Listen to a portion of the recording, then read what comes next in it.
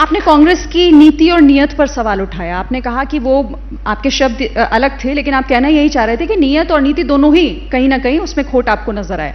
Party में आपको इतना तो था कि आप जाकर उस फोरम पर अपनी बात रख सकें, या आप कह सकें कि कांग्रेस पार्टी अपने ट्रैक से अलग हो रही है।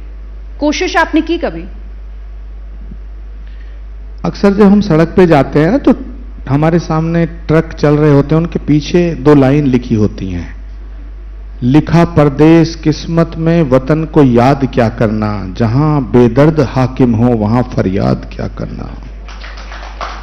आप भी उन नेताओं की तरह ही बात कर रहे हैं जो कांग्रेस के नेता ये आरोप पहले भी लगा चुके हैं कि कांग्रेस में सुनी नहीं जाती, परिवारवाद बहुत हावी है। वही बात है ये?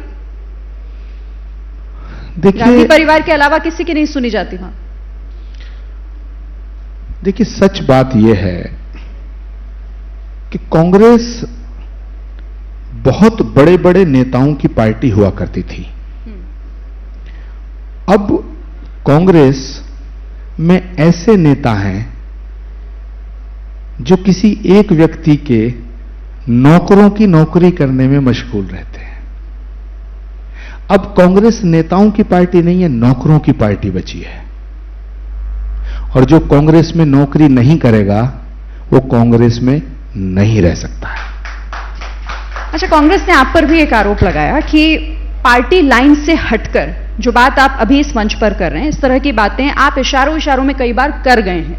पार्टी लाइन से हटकर बयानबाजी की आपने, उसी का तो खामियाजा नहीं है? क्या राम की बात करना पार्टी विरोधी है? क्या अयोध्या में जाना पार्टी विरोधी है?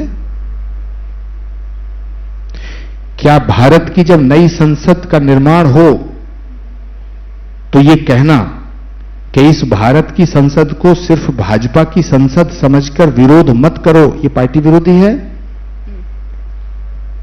क्या यह कहना कि भाई कांग्रेस पार्टी सनातन के मिटाने वालों के साथ खड़ी है, यह गलत है, यह पार्टी विरोधी है? मैंने क्या गुनाह किया? मैंने 5 बातें कही। राम का विरोध मत करो, अयोध्या से नफरत मत करो, नरेंद्र मोदी के फैसलों की आलोचना करो लेकिन नरेंद्र मोदी से नफरत मत करो। तो क्या यह गलत है? देश के प्रधानमंत्री के फैसलों की आलोचना होनी चाहिए श्रीन जी, लेकिन देश के प्रधानमंत्री के सही फैसलों की सराहना भी होनी चाहिए, तब लोकतंत्र जिंदा रहता है।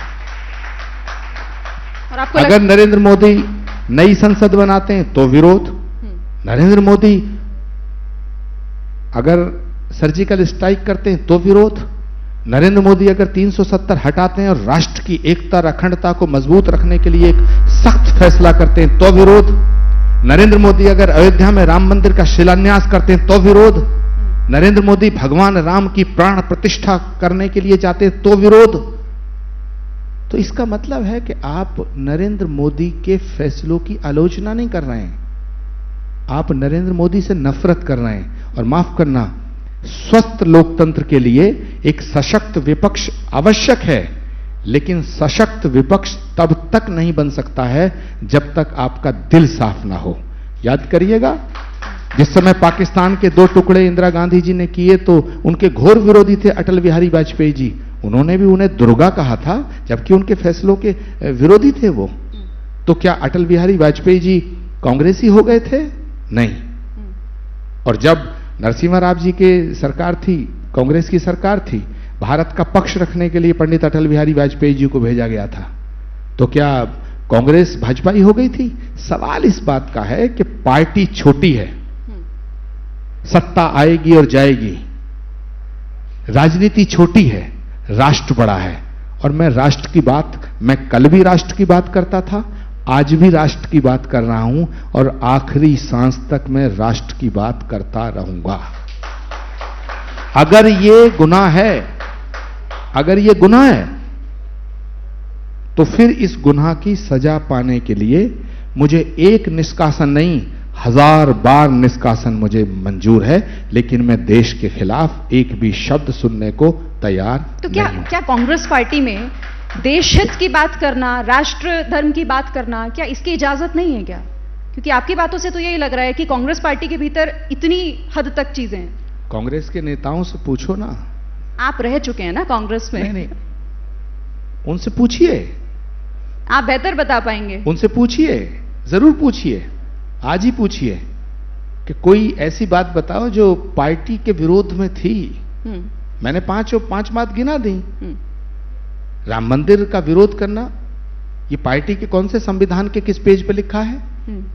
सनातन को मिटाने वालों का समर्थन करना। कांग्रेस पार्टी वो पार्टी है जिसकी बुनियाद में सामाजिक समरसता और सद्भावना है, धर्मनिरपेक्षता, पंथ निरपेक्षता। धर्मनिरपेक्षता का अर्थ यह थोड़ी है कि हिंदुओं की भावनाओं को ठेस पहुंचाओ, हिंदुओं को गाली देने का नाम धर्मनिरपेक्षता है। अगर हिंदुओं की भावनाओं को ठेस पहुंचाने का नाम धर्मनिरपेक्षता है तो मैं ऐसी धर्मनिरपेक्षता को ठोकर पे मारता हूं। जैसे ही घड़ी का काटा दोपहर 2:30 पे आए, बबीता जी का दिल सास बहू साजिश के लिए मचल जाए। और ये है इनकी बहू, पूरे दिन ऑफिस की टेंशन हो जाए गॉन जब ये करें अपना फेवरेट शो फ्री टाइम पे ऑन।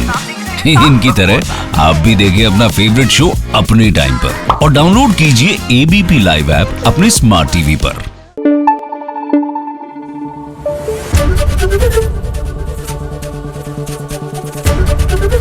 एबीपी न्यूज आपको रखे आगे।